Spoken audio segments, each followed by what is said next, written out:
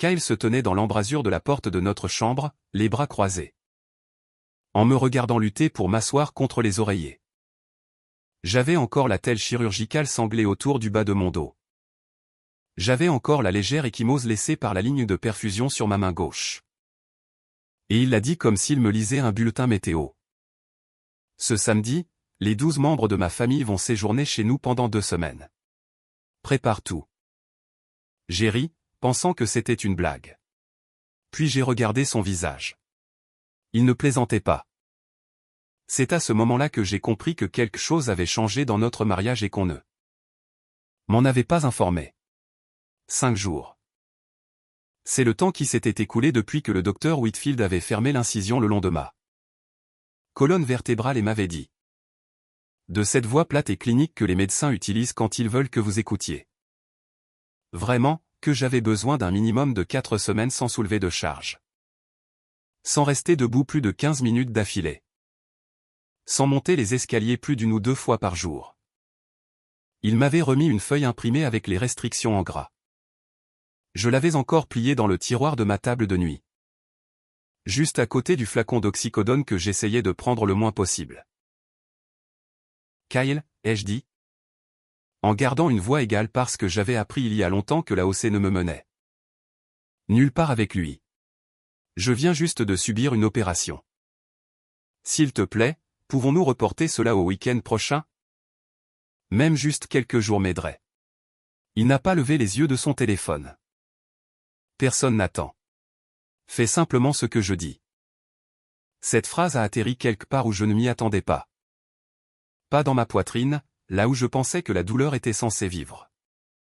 Elle a atterri plus bas, dans mon ventre, à l'endroit où l'on sent quelque chose se cailler. 22 ans de mariage. Et il ne m'avait jamais parlé comme ça auparavant. Pas avec cette froideur particulière. Comme si j'étais une employée qui avait demandé un jour de congé pendant une période chargée et qu'il m'informait simplement que la demande était refusée. Je n'ai pas discuté. Je n'ai jamais été une femme qui argumente bien sur le moment. J'ai besoin de temps pour retourner les choses dans tous les sens avant de savoir ce que je pense. Vraiment. Alors, j'ai simplement hoché la tête. Et il a quitté la pièce satisfait, déjà en train de texter à sa mère les détails d'arrivée. Ai-je supposé, même si je n'ai pas demandé. Cette nuit-là. Je suis resté éveillé longtemps après que la respiration de Kyle se soit apaisée à côté de moi. Le ventilateur de plafond tournait lentement au-dessus. Les pales captant la lumière bleue du lampadaire de la rue devant notre fenêtre. Mon dos me faisait mal d'une manière profonde et structurelle qui me rappelait que mon corps guérissait encore de quelque chose de sérieux. Quelque chose qui avait impliqué un chirurgien coupant à travers le muscle pour atteindre l'os. Et pour la première fois depuis plus longtemps que je ne pouvais m'en souvenir. Je me suis permis de vraiment réfléchir aux 2 dernières décennies au lieu de simplement les vivre. Chaque été sans faute, la famille de Kyle descendait chez nous comme une petite armée joyeuse. Ses parents, George et Linda, mariés depuis 50 ans, et qui avaient des opinions sur tout. De la façon dont je chargeais le lave-vaisselle à la façon dont j'assaisonnais un rôti. Son frère, Ethan, qui avait dit plus d'une fois, généralement après sa 3e bière, que cette maison avait toujours semblé être la maison de la famille. Comme si c'était un compliment et non un petit acte d'effacement. La femme d'Ethan et leurs 2 adolescents, la jeune sœur de Kyle et son mari, leur tout petit, qui étaient certes adorables. Mais qui signifiait aussi que je passais 2 semaines à couper des raisins en quartier et à essuyer des chaises hautes. 12 personnes pendant 2 semaines chaque été depuis que Kyle et moi nous étions mariés. J'avais fait le calcul une fois il y a des années par curiosité plus que tout. Et j'avais arrêté quand le nombre d'heures avait commencé à ressembler à une accusation. J'achetais les courses selon une liste précise parce que Linda ne mangeait pas de gluten et George ne mangeait rien d'épicé et les adolescents exigeaient apparemment un approvisionnement constant. D'une marque particulière de fromage à effilocher. Je préparais les lits dans la chambre d'amis et gonflais les matelas gonflables pour le surplus. Je faisais la lessive. Des montagnes de serviettes et de draps qui sentaient comme les maisons des autres. Je conduisais à l'aéroport. Je planifiais les repas. Je souriais sur les photos où j'étais toujours celle qui se tenait légèrement en dehors du cadre. Celle qui venait juste de retourner en courant à la cuisine pour vérifier quelque chose. Pas une seule fois en 22 ans quelqu'un n'avait demandé si j'étais fatigué. Pas une seule fois quelqu'un n'avait demandé si le moment me convenait. Cela avait simplement toujours fonctionné parce que j'avais simplement toujours fait en sorte que cela fonctionne, comme l'eau trouve le point le plus bas et s'y installe sans se plaindre. J'ai pensé à notre fille Chloé, partie à l'université maintenant. Probablement endormie dans une chambre de dortoir à 3 états de là. Heureusement inconsciente que sa mère était allongée dans le noir à faire des calculs sur sa propre épuisement. J'ai pensé à la promesse que je m'étais faite dans la salle de réveil de l'hôpital. Groggy à cause de l'anesthésie. Quand je m'étais dit que cette opération allait être la chose qui me ralentirait enfin. Qui me ferait enfin me protéger comme j'avais passé 2 décennies à protéger tout le monde. J'ai tendu la main vers le flacon de médicaments contre la douleur sur la table de nuit. J'en ai secoué un comprimé, puis je l'ai reposé sans le prendre. Je voulais avoir l'esprit clair. Au lieu de cela, j'ai tendu la main au-delà pour prendre mon ordinateur portable. L'écran projetant une lumière pâle sur la couverture. Sur la telle encore serrée autour de ma taille. Je ne cherchais pas de recette. Je ne faisais pas de liste de courses ni ne cherchais quel hôtel pourrait avoir un lit bébé. Pour la première fois dans mon mariage. J'ai ouvert le dossier contenant l'acte de propriété de notre maison. L'acte était exactement là où je m'en souvenais. Glissé dans un dossier en papier craft dans la boîte ignifugée que mon père avait acheté il y a des décennies, à l'époque où il s'inquiétait encore des incendies, des inondations et des catastrophes ordinaires de la vie. Je n'avais pas ouvert cette boîte depuis des années. Il n'y avait aucune raison de le faire. Mais cette nuit-là, avec Kyle endormi à côté de moi et mon dos palpitant par vagues lentes et délibérées, j'ai emporté mon ordinateur portable et une petite lampe de poche dans la salle de bain du couloir. J'ai verrouillé la porte, et je me suis assise sur le couvercle fermé des toilettes, lisant les documents comme un roman que je ne pouvais pas lâcher. Mes parents ont acheté cette maison en 1994. J'y ai grandi dans la chambre qui est plus tard devenue la nurserie de ma fille, puis sa chambre. Puis la chambre d'amis où la mère de Kyle dormait chaque été sans jamais une fois me remercier pour les draps frais. Quand mon père est décédé il y a 8 ans, et que ma mère l'a suivi 2 ans après lui. La maison m'est revenue, pas à moi et Kyle, à moi. Je me souvenais d'avoir signé les papiers au bureau de l'avocat. Je me souvenais de Kyle assis à côté de moi ce jour-là, distrait, vérifiant son téléphone, disant « C'est génial, chérie », sans vraiment lever les yeux. Il n'avait jamais demandé à voir l'acte. Il n'en avait jamais eu besoin. Dans son esprit, du jour où nous avions ramené nos meubles dans la maison de mon enfance. Elle était simplement devenue notre maison. Et quelque part dans ce changement grammatical silencieux, ma propriété s'était dissoute en quelque chose de communal. Quelque chose dont il se sentait en droit d'ouvrir à 12 proches sans me demander d'abord. J'ai lu chaque page 2 fois. Le langage était simple, presque saisissant dans sa clarté. Propriétaire unique. Mon nom est seulement mon nom imprimé sous la signature de mon père et le sceau du notaire. J'étais assise là dans la salle de bain à 1 heure du matin, les genoux remontés maladroitement. Parce que plier ma colonne vertébrale faisait encore mal. Et j'ai senti quelque chose en moi s'installer. Pas de la colère exactement, quelque chose de plus stable que la colère, de la clarté, peut-être. Le lendemain matin, après que Kyle soit parti au travail, j'ai appelé Diane Foster, l'avocate qui s'était occupée de la succession de mes parents. Je ne lui avais pas parlé depuis des années, mais elle s'est souvenue de moi tout de suite. Elle s'est souvenue du petit pot de confiture maison que je lui avais apporté au bureau par gratitude après la clôture de la succession. Je lui ai tout raconté, l'opération, les 12 proches. Le refus plat de Kyle de même envisager un report. Elle a écouté sans m'interrompre, comme les bons avocats le font, me laissant parler jusqu'au bout. Mélissa, a-t-elle dit finalement, laissez-moi vous poser une question. À quel nom est l'acte de propriété? Au mien, ai-je dit. Juste au mien. Alors légalement? Vous avez pleine autorité sur qui occupe cette propriété et sous quelles conditions. Votre mari n'a pas besoin de co-signer une décision concernant votre propre maison. Vous ne demandez pas la permission. Vous l'informez. J'ai médité cela un long moment, le téléphone chaud contre mon oreille. Je ne veux pas lui faire de mal, ai-je dit, et je le pensais. Quoi qu'il en soit, je n'avais pas cessé d'aimer Kyle. Je ne savais simplement plus s'il avait cessé de me voir. Ce n'est pas une question de faire du mal à qui que ce soit, a dit Diane. Et sa voix s'est adoucie d'une manière qui m'a dit qu'elle avait eu cette conversation avec d'autres femmes auparavant, peut-être de nombreuses fois. Vous avez subi une opération majeure il y a 5 jours. Votre médecin vous a donné des restrictions explicites.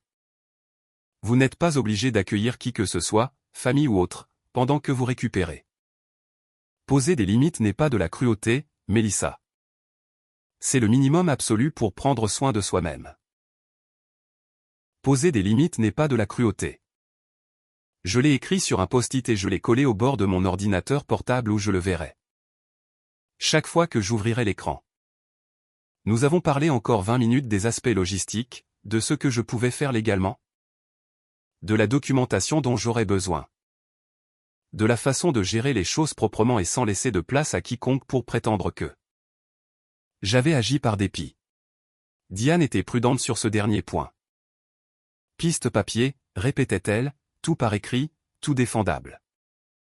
J'ai apprécié qu'elle ne m'ait jamais demandé une seule fois de reconsidérer. Qu'elle n'ait jamais suggéré que j'exagérais. Elle a traité mon épuisement comme un fait, pas comme un sentiment à gérer. Après avoir raccroché, je suis resté assise à la table de la cuisine pendant longtemps, regardant le jardin où George installait toujours sa chaise pliante dans le seul coin d'ombre. Linda aimait inspecter mes parterres de fleurs et offrir des conseils non sollicités sur le paillis. J'ai pensé aux 4 semaines de récupération à venir. Au rendez-vous de kinésithérapie déjà au calendrier. Au simple fait que je pouvais à peine porter un panier à linge sans grimacer. Encore moins cuisiner 3 repas par jour pour une douzaine de personnes. Je ne complotais pas une vengeance. Je veux être honnête à ce sujet parce qu'il serait facile de raconter cette histoire comme si j'étais assise là à comploter, en me frottant les mains comme un méchant de dessin animé. Ce n'était pas du tout ça. J'étais fatigué et effrayé des limites de mon propre corps pour peut-être la première fois dans ma vie d'adulte. Et je commençais lentement à comprendre que la maison dans laquelle j'avais grandi, la maison que mon père m'avait laissée, n'avait pas à être un endroit où je disparaissais dans le service chaque été. J'ai ouvert un nouveau document sur mon ordinateur portable et j'ai commencé à faire une liste. Pas une liste de courses, pas un planning de nettoyage, un plan. D'ici jeudi, j'avais 3 appels téléphoniques prévus et j'ai passé chacun d'eux depuis le calme de ma voiture, garée sur le parking de la pharmacie, à 2 miles de la maison. Mon siège incliné juste assez pour soulager la pression sur mon bas du dos. Je ne voulais pas que Kyle passe et entende. Pas parce que je cachais quelque chose d'illégal. Diane avait été très claire que tout ce que j'allais faire était tout à fait dans mes droits. Mais parce que je devais terminer ce que je construisais avant qu'il ait la chance de m'en dissuader. Comme il y arrivait toujours avec ce ton particulier qu'il utilisait quand il voulait quelque chose. Et avait décidé que ma résistance n'était qu'une formalité à attendre. Le premier appel était à une entreprise appelée Buquet Restauration. Une entreprise de rénovation intérieure qui gérait tout. Des dommages causés par l'eau aux rénovations complètes. J'ai dit à la femme au téléphone, une personne vive et efficace nommée Patricia, que j'avais besoin d'une évaluation complète de l'intérieur et d'un devis de restauration. Revêtement de sol, peinture. Quelques travaux de cloison sèche dans le couloir de l'étage où une ancienne tache d'eau n'avait jamais vraiment été traitée. Tout était vrai. D'ailleurs, je voulais réparer cette tache depuis 2 ans. Patricia a dit qu'elle pouvait envoyer une équipe de 3 personnes samedi matin à la première heure et que les travaux prendraient probablement 2 semaines compte tenu de l'ampleur. 2 semaines. J'ai senti quelque chose dans ma poitrine se détendre légèrement à ces mots. Le deuxième appel est allé à une entreprise de chauffage et de climatisation pour une inspection d'urgence du système de climatisation centrale, qui faisait effectivement un bruit de cliquetis étrange depuis environ 1 mois. Je ne mentais pas non plus là-dessus. Je choisissais simplement, pour la première fois dans mon mariage, de prioriser les vrais besoins de ma propre maison plutôt que mon propre épuisement au service du confort de tout le monde. Le troisième appel était à une entreprise de peinture que Diane avait recommandée. Une entreprise fiable selon elle quant au respect des termes du contrat, y compris la clause standard sur l'occupation pendant les travaux actifs. Aucun résident sur les lieux pendant la peinture intérieure et le ponçage des sols pour des raisons de sécurité et de responsabilité. Cette clause était tout l'intérêt. Je me l'ai fait relire 2 fois. Samedi matin. Les 3 équipes étaient prévues pour arriver entre 8h et 9h.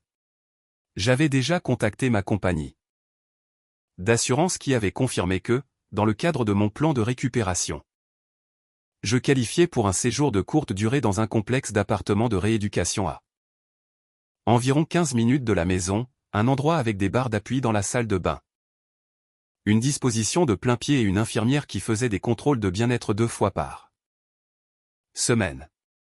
Je n'avais pas mentionné cette option à Kyle parce qu'il n'avait pas demandé. Pas une seule fois en 5 jours il n'avait demandé où je prévoyais de récupérer réellement tout en accueillant 12 personnes. J'ai fait ma valise vendredi soir pendant que Kyle était chez son frère, présumément pour finaliser la logistique d'arrivée. J'ai bougé lentement, l'attelle grinçant légèrement à chaque mouvement. En pliant juste assez de vêtements pour 2 semaines, mes médicaments, le dossier avec les instructions post-opératoires, mon ordinateur portable, la photo encadrée de mes parents qui étaient sur notre commode depuis des années. J'ai laissé un mot sur le comptoir de la cuisine, pas dramatique, juste factuel. Parti en logement de récupération sur ordre du médecin. La maison est fermée pour travaux de rénovation prévus à partir de samedi. Les entrepreneurs ont les clés. Merci de ne pas interférer avec leur planning. C'est une question de responsabilité avec l'assurance. Je me suis conduite moi-même à l'appartement de rééducation vendredi soir, grimaçant à chaque nid de poule, et j'ai dormi mieux que je ne l'avais fait en 5 jours. Samedi matin, je n'étais pas là pour le voir. Mais Kyle m'en a parlé plus tard par morceaux dans les semaines qui ont suivi. Et j'ai reconstitué le récit à partir de ce que lui et finalement Linda ont admis. 3 SUV sont entrés dans notre allée vers 10h ce matin-là, chargés de valises, de glacières, de chaises de plage pliantes. Une glacière spéciale pour les fruits de mer que la femme d'Ethan insistait pour apporter chaque année. 12 personnes se sont répandues sur la pelouse, déjà bavardant, discutant de qui dormirait où. Et collés à la porte d'entrée à hauteur des yeux se trouvaient 2 panneaux imprimés et plastifiés, pour qu'ils ne se recourbent pas dans l'humidité. Maison fermée pour rénovation. Aucune occupation jusqu'à nouvel ordre conformément aux exigences du contractant et de l'assurance. Derrière les panneaux, à travers les fenêtres avant, il pouvait voir l'équipe déjà à l'intérieur. Un homme en combinaison de travail ponçant le sol du couloir. Des bâches en plastique drapées sur les meubles du salon. L'odeur chimique incontestable de la presse infiltrant déjà par la porte moustiquaire. Kyle a admis plus tard qu'il avait essayé inutilement de forcer l'ouverture. Kyle se tenait sur le porche, selon Linda, pendant ce qu'elle a décrit comme un très long moment. Juste à fixer le panneau comme s'il pouvait se réorganiser en quelque chose qui ait du sens. Le contremaître de l'équipe de Patricia est venu à la porte, poli mais ferme, et a expliqué que la propriété était sous un contrat de service actif, interdisant l'occupation pendant les travaux, protocole de responsabilité standard. Rien de personnel, monsieur, juste la politique de l'entreprise et les termes de l'accord. Kyle m'a appelé 4 fois avant même que je rallume mon téléphone. Quand j'ai enfin répondu, assise sur le bord du lit étroit dans mon appartement de rééducation, j'ai regardé les notifications d'appels manqués s'empiler à l'écran les uns après les autres, comme quelque chose qui montait vers une vague. Je ne me sentais pas triomphante. Je me sentais surtout un calme étrange et inhabituel, le calme particulier d'une femme qui a, pour la première fois en 2 décennies, pris une décision entièrement pour elle-même. Et qui se prépare doucement à ce qui vient ensuite. J'ai laissé le 4e appel de Kyle aller sur la messagerie vocale avant de finalement répondre. Au 5e. Sa voix est arrivée tranchante et saccadée. sans la douceur qu'il portait habituellement comme une seconde peau. « Qu'est-ce que tu as fait ?» Pas de salutation. Pas de « Comment te sens-tu ?» Juste ça, comme une accusation posée sur la table entre nous. J'ai gardé ma voix égale comme je l'avais répété dans ma tête plus d'une fois ces derniers jours. Exactement ce que mon chirurgien m'a demandé de faire, Kyle. Je récupère d'une opération majeure. Je ne peux pas accueillir 12 personnes en ce moment. Je te l'ai dit. Tu as dit que personne n'attendait. Mélissa, mes parents sont debout sur le porche. Les enfants d'Ethan demandent pourquoi on ne peut pas entrer. Tu comprends ce que tu as fait?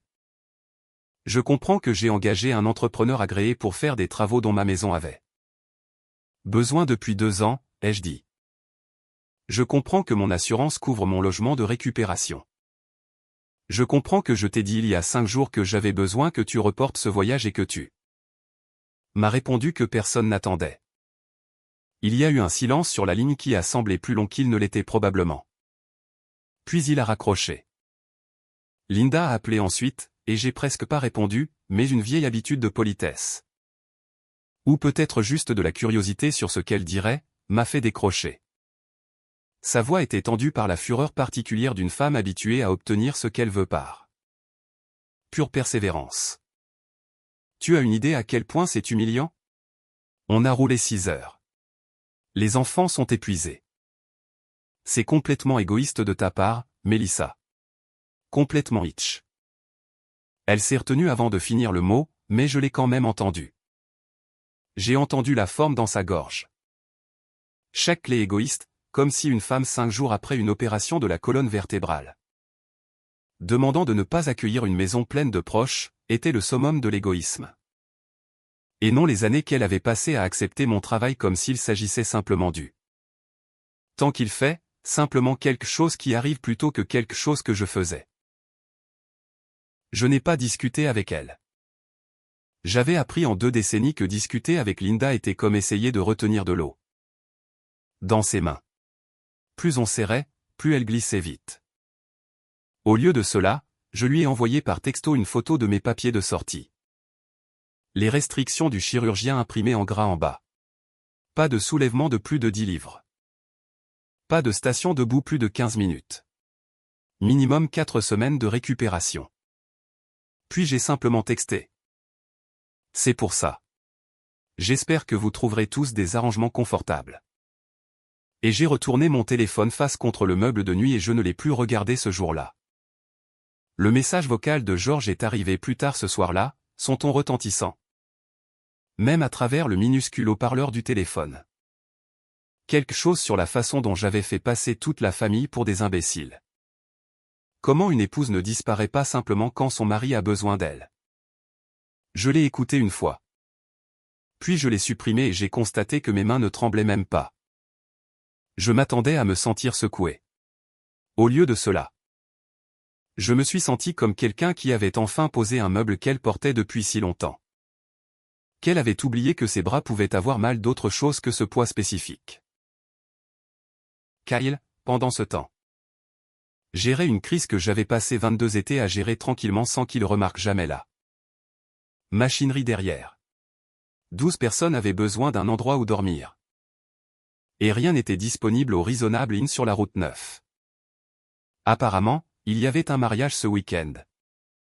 Donc il a fini par réserver des chambres au Marriott près de l'autoroute 2 heures avant même l'ouverture de l'enregistrement. À un tarif que j'ai appris plus tard. La seule fois où il a commis l'erreur de s'en plaindre à portée de voix d'Ethan. À un peu moins de 4 000 $ pour les 2 semaines complètes, sans compter les repas. J'ai entendu à travers les fragments que Kyle a laissé échapper les jours suivants comment la semaine s'était déroulée pour lui. C'était lui qui devait décider à 21 heures ce qu'une famille de 12 voulait pour le dîner. Seulement pour découvrir que George n'aimait pas l'endroit italien que Kyle avait choisi. Et l'estomac de Linda ne supportait pas le restaurant mexicain qu'Ethan avait suggéré en compromis. Et le tout petit avait besoin d'une marque spécifique de crackers qui n'était pas vendue à la station-service où Kyle a fini épuisé à 22 heures. C'était lui qui conduisait ses parents à la pharmacie. Pour les médicaments contre l'hypertension de George, qu'ils avaient oubliés. Et qui conduisait les adolescents d'Ethan au centre commercial parce qu'ils s'ennuyaient et qui gérait une douzaine de petites demandes qui se résolvaient simplement avant qu'ils les remarquent comme des demandes, parce que je les avais toujours résolues d'abord. Je n'étais pas là pour voir tout cela. Mais je pouvais l'imaginer avec une clarté troublante parce que je l'avais vécu moi-même pendant 22 étés, invisible et sans remerciement. Il y avait quelque chose d'almost méditatif à ne pas être celle qui résolvait tout cette fois-ci. J'ai passé mes journées à l'appartement de rééducation à faire les exercices que mon kinésithérapeute m'avait donnés. De courtes promenades prudentes dans le couloir, de la glace sur mon dos le soir. Lisant un roman que j'avais commencé 8 mois plus tôt et jamais terminé parce qu'il n'y avait jamais assez de calme dans ma propre maison pour tenir une pensée plus de 10 minutes. La troisième nuit, allongé sur le lit étroit, écoutant le bourdonnement de la climatisation. Je me suis permis de ressentir pour la première fois sans culpabilité traînant derrière comme une ombre, quelque chose proche de la paix. Je ne punissais personne. Je me le répétais et je le croyais la plupart du temps. Je cessais simplement enfin de disparaître. Le 5e jour, quelque chose dans les textos de Kyle a commencé à changer. Les 2 premiers jours avaient été pleins d'accusations, de majuscules, de points d'exclamation. Une fureur à peine contenue que je reconnaissais des rares disputes que nous avions eues au fil des ans. Toujours à propos d'argent ou de sa mère, jamais à propos de moi. Mais le mercredi, le ton a changé. Longue journée, a-t-il texté. Pas de ponctuation, pas de plainte attachée. Juste ces 2 mots plats envoyés à 23 heures. Jeudi. Maman veut du steak pour le dîner. Mais papa dit pas de viande rouge depuis son rendez-vous de cholestérol. On ne peut pas gagner. Je n'ai répondu à aucun des deux. Je n'essayais pas d'être cruel. Je n'avais simplement pas encore de réponse pour lui. Et j'avais arrêté de croire que c'était mon travail d'en avoir toujours une. À la fin de cette première semaine, j'ai eu des nouvelles de Chloé, qui avait apparemment reçu un sermon de sa grand-mère sur toute la situation. Et m'a appelé en semblant plus amusée qu'alarmée. « Maman » a-t-elle dit en riant dans le téléphone. Grand-mère Linda m'a appelé pour me demander si je pouvais te faire entendre raison. Je lui ai dit que tu venais juste d'avoir une opération de la colonne vertébrale, et qu'elle devrait probablement s'en faire entendre raison à elle-même. J'ai ri aussi, le premier vrai rire que j'avais eu en presque une semaine. Et quelque chose dans ma poitrine s'est détendu au son de ma fille me défendant sans que je le demande. Kyle a appelé le 6e jour et cette fois sa voix semblait différente, usée sur les bords. Sans la netteté de ce premier appel. Les enfants sont grincheux. Maman se plaint que les oreillers de l'hôtel sont trop fermes. Papa veut savoir pourquoi on ne peut pas juste aller chez Ethan. Et Ethan dit que sa maison n'est pas assez grande, ce qui, Mélissa? Elle n'est pas assez grande pour 4 personnes, encore moins 12. Mais d'une manière ou d'une autre notre maison était toujours censée l'être. Il s'est arrêté comme s'il s'était surpris lui-même en le disant à voix haute. J'ai fait les courses tous les matins. Linda a une opinion sur littéralement chaque article. Je ne réalisais pas à quel point il n'a pas fini la phrase et je ne l'ai pas fini pour lui. C'est à ce moment-là que j'ai ouvert le tableur que j'avais tenu pendant 15 ans. Je veux expliquer ce qu'était ce tableur parce qu'il n'était pas né de l'amertume. Pas à l'origine. Je l'avais commencé à l'époque où Chloé était à l'école élémentaire. Surtout pour suivre notre budget familial, les coûts d'épicerie, les factures d'utilité. La comptabilité ordinaire d'une famille. En essayant d'économiser pour le fonds d'études de notre fille. Mais quelque part en chemin, sans vraiment le vouloir. J'avais commencé à enregistrer aussi les visites d'été. Pas par grand plan, juste le même instinct qui me faisait garder les reçus pour tout le reste. Épicerie pendant les visites de 2 semaines. Toujours nettement plus élevé que nos semaines normales. La hausse des factures d'eau et d'électricité chaque juillet. Le coût des matelas gonflables que nous avions remplacés 2 fois parce que les adolescents les avaient percés. Le nouveau matelas dans la chambre d'amis après que le dos de Georges ait nécessité quelque chose de plus ferme. La voiture de location que nous avions couverte une année quand la transmission d'Ethan est tombée. En panne pendant la visite, et qu'il avait juste besoin d'un peu d'aide pour se remettre sur pied. Les billets d'avion que nous avions tranquillement payés pour Linda et George 3 fois séparés. Quand leur compte de retraite, comme George le disait, était un peu serré cette année-là. J'étais assise à la petite table de cuisine de mon appartement de rééducation et j'ai tout additionné lentement. Soigneusement, comme on compte quelque chose qu'on évitait de compter depuis longtemps. Le chiffre qui est apparu en bas de la colonne m'a fait me renverser sur ma chaise. 185 412 $ sur 22 ans. Épicerie, utilité, réparation, matelas, la voiture de location, les billets d'avion. Les innombrables petits accommodements qui n'avaient jamais une fois été réciproques. Jamais une fois même reconnus comme un coût plutôt que comme une obligation. Je n'ai pas pleuré, bien que j'ai pensé que je pourrais. Au lieu de cela, j'ai senti quelque chose de plus froid et plus clair s'installer sur moi. La même sensation que j'imagine qu'un chirurgien doit ressentir en étudiant une radiographie avant une opération. Pas de la colère exactement, mais une sorte de clarté précise et non émotionnelle sur la forme du problème devant elle. J'ai pensé à la voix de Kyle au téléphone cet après-midi-là. Usé après moins d'une semaine de faire ce que j'avais fait pendant 2 décennies sans me plaindre. J'ai pensé à la rapidité avec laquelle l'histoire familiale à mon sujet est égoïste, ingrate. Difficile s'était assemblée au moment où j'avais arrêté d'absorber le coût de leur confort. Personne n'avait demandé ce que cela me coûtait. Personne n'avait demandé, pas une fois en 22 ans, si j'étais fatigué, si j'allais bien. Si je voulais un été qui ne tournait pas autour du service. J'ai fermé l'ordinateur portable et pour la première fois depuis que tout cela avait commencé. J'ai commencé à penser non pas à me défendre, mais à être vu. Pas à travers la colère, à travers l'épreuve. Il y a un genre particulier de calme qu'une personne porte quand elle a finalement décidé d'arrêter. De s'expliquer et de simplement montrer les calculs à la place.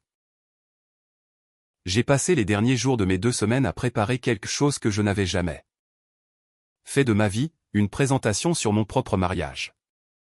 Cela semblait étrange d'être assise à cette petite table de cuisine avec mon ordinateur portable et une pile de papier d'imprimante que j'avais acheté à la pharmacie au coin de la rue.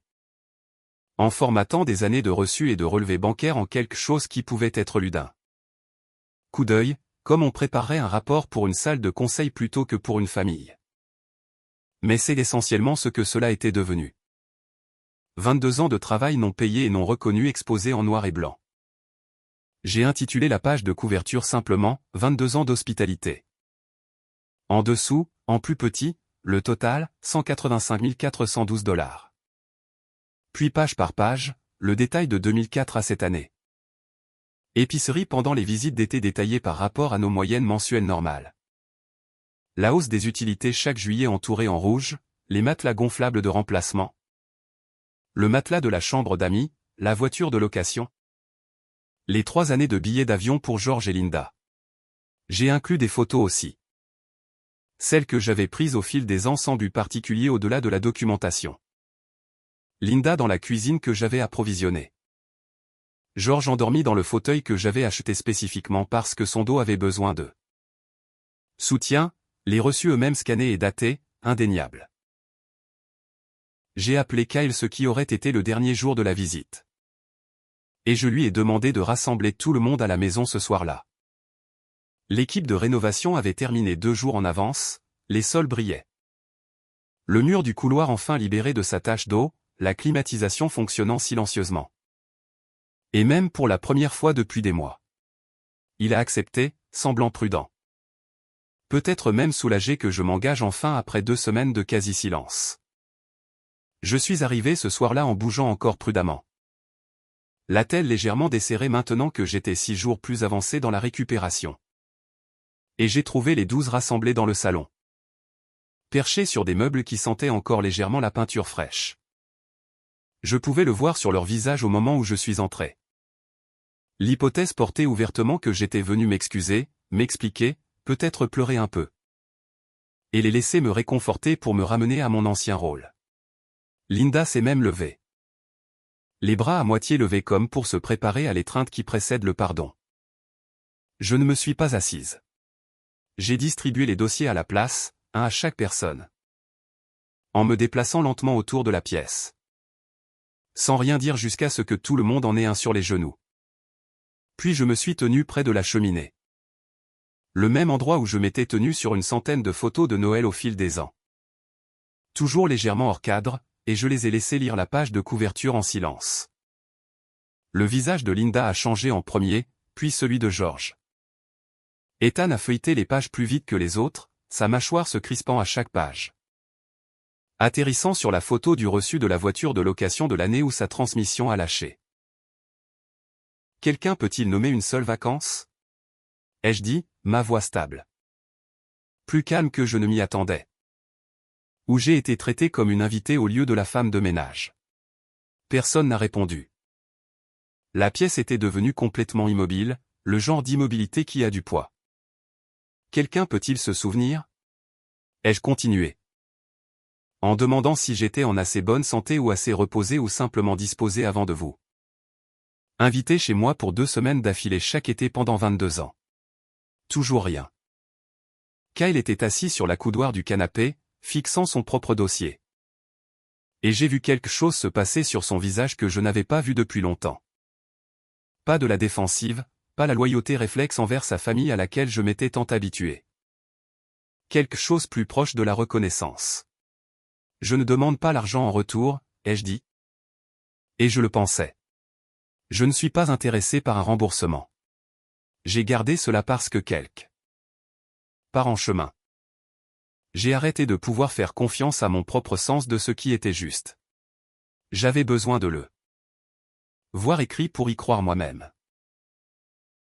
J'ai regardé Linda spécifiquement parce que je pense qu'une partie de moi avait besoin qu'elle, parmi tous, comprenne. J'ai aimé vous avoir, cette famille. Dans ma vie. Je n'ai jamais aimé être invisible dans ma propre maison. George s'est raclé la gorge comme s'il allait dire quelque chose, mais rien n'est sorti.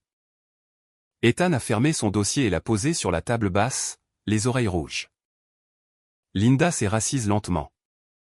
Le dossier encore ouvert sur ses genoux à la photo d'elle dans ma cuisine. Et pour la première fois depuis que je la connaissais.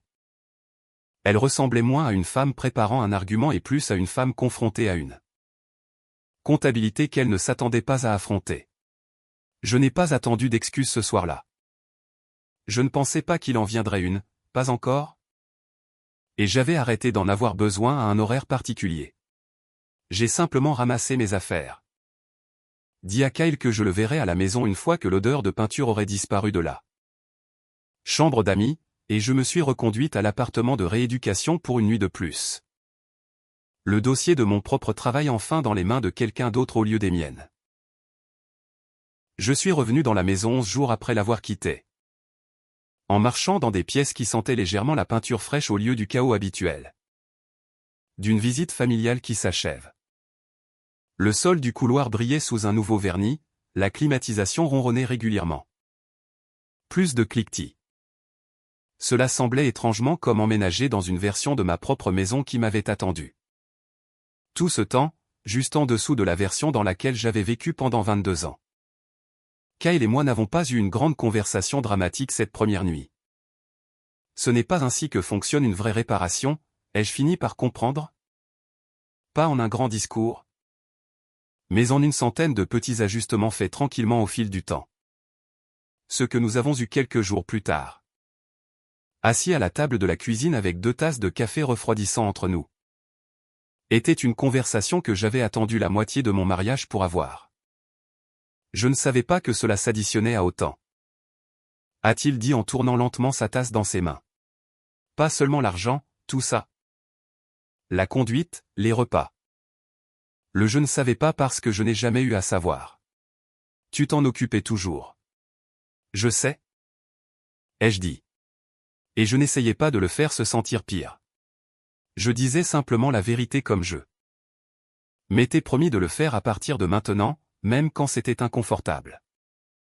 Je ne vais pas prétendre que ces 2 semaines n'étaient pas affreuses.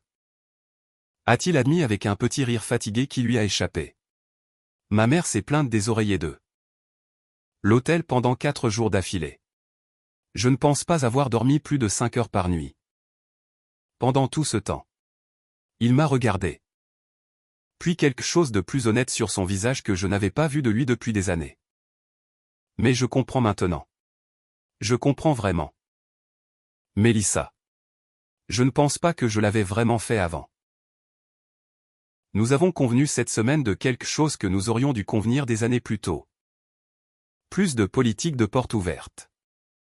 Plus d'hypothèses que la maison appartenait à quiconque la voulait quand il la voulait. Toute visite future de sa famille ou de la mienne d'ailleurs. Bien que mon côté ait toujours été plus petit, plus calme, plus facile. Exigerait l'accord des deux à l'avance, et viendrait avec des attentes claires.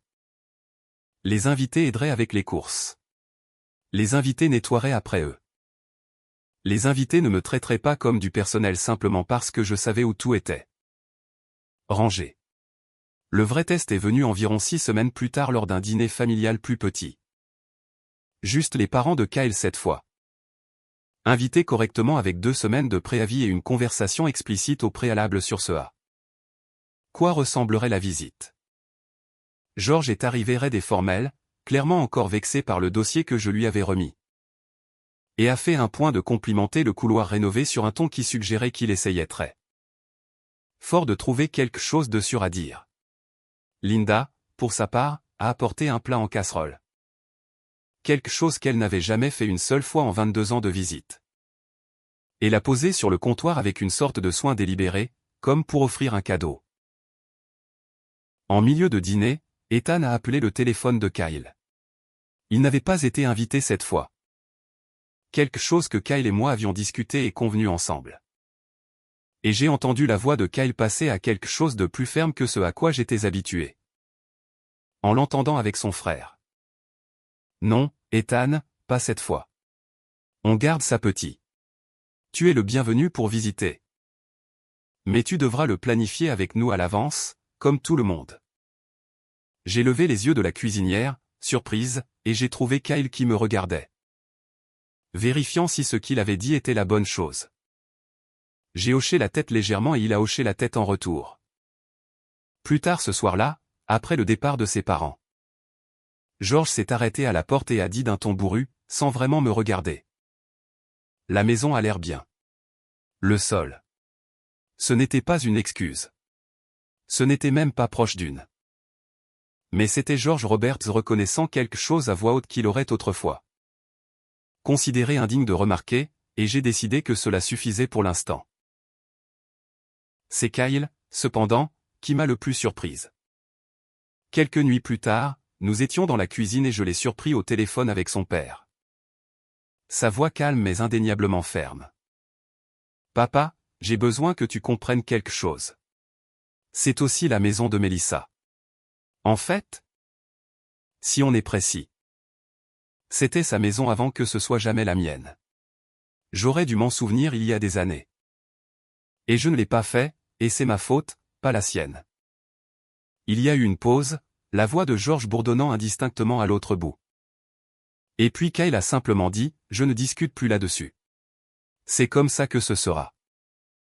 J'étais debout dans l'embrasure de la porte avec un torchon dans les mains. Écoutant mon mari me défendre auprès de son père pour ce qui aurait pu être la première fois dans tout notre mariage. Et j'ai senti quelque chose s'installer dans ma poitrine qui avait été instable plus longtemps que je ne le réalisais. Les mois ont passé. L'automne est arrivé et avec lui les rythmes ordinaires de notre vie. Chloé à la maison pour un long week-end. Les feuilles qui tournaient le long de notre rue. Mon dos enfin complètement guéri. L'attelle depuis longtemps rangée dans le placard. Puis un mardi soir d'octobre, mon téléphone a sonné et c'était Linda. J'ai presque pas répondu par vieille habitude plus que tout, mais je l'ai fait. Et sa voix quand elle est venue était différente de ce à quoi je m'attendais. Plus petite, presque hésitante. Rien comme le ton autoritaire que j'avais connu pendant 2 décennies. Mélissa, a-t-elle dit, je me demandais si samedi prochain serait un bon moment pour une visite. Juste pour l'après-midi. J'appellerai à l'avance, bien sûr. Et j'apporterai quelque chose pour le déjeuner si ça te va. J'ai souri. Debout seul dans ma cuisine. La lumière de fin d'après-midi dorée entrant par la fenêtre au-dessus de l'évier. Ce n'était pas une excuse. Linda Roberts, soupçonnais-je, ne réussirait jamais tout à fait les mots eux-mêmes. Mais c'était quelque chose que j'avais attendu 22 ans pour entendre. Une femme qui avait autrefois traité ma maison comme un droit de naissance. Demandant maintenant doucement, humblement si elle pourrait être autorisée à frapper. Samedi serait charmant, Linda, ai-je dit. Je te verrai alors. Si vous vous êtes déjà senti invisible dans votre propre maison. Si vous avez déjà donné tant de vous-même que les gens ont oublié de demander s'il vous restait quelque chose à donner. J'espère que cette histoire vous a rappelé qu'il n'est jamais trop tard pour être vu. J'aimerais savoir où cette histoire vous a trouvé ce soir. Laissez un commentaire ci-dessous et dites-moi de quelle ville vous regardez. Je lis chacun d'eux. Nous avons de nouvelles histoires comme celle-ci qui vous attendent chaque jour. Alors, abonnez-vous maintenant pour ne jamais manquer un moment comme celui-ci. Continuons ce voyage.